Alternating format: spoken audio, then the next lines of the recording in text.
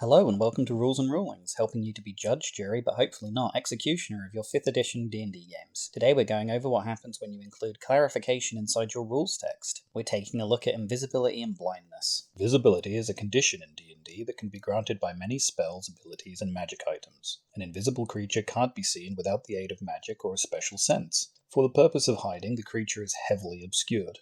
It also grants the invisible creature advantage on their attacks and disadvantage on attacks against them. Jeremy Crawford has clarified, because this bullet point is a separate clause in the condition, it applies even when the first bullet point is invalidated.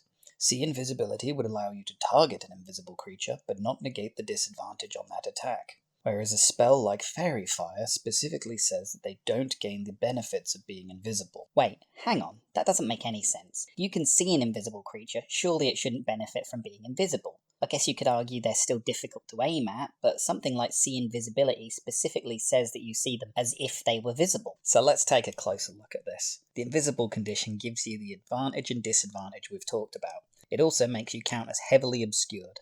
Heavily obscured means the person trying to see you is effectively blinded, which is another condition. That condition means you can't see and, look at that. It gives the same advantage and disadvantage in its own bullet point. Meanwhile, we've got the rule for unseen attackers as a base part of the game. If you cannot see your target, you have disadvantage on attacks against them, and if they cannot see you, you have advantage. Sounds familiar. So, is an invisible creature really supposed to have 3 sources of advantage on their attacks? Or is it more likely that those bullet points are supposed to be reminder text? I suppose it does seem odd to grant the same benefits several times. There's another wrinkle in the wording of invisibility. Without the aid of magic or a special sense. No mention is made of which special senses might be required to negate the effect.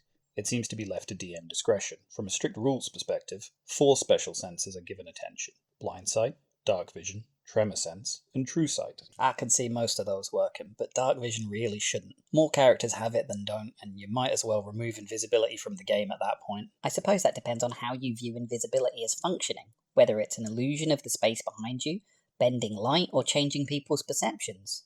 Maybe dark vision helps see through invisibility because it involves seeing wavelengths that aren't usually accounted for. I guess you could intentionally bring the disadvantage back in if you wanted to do that.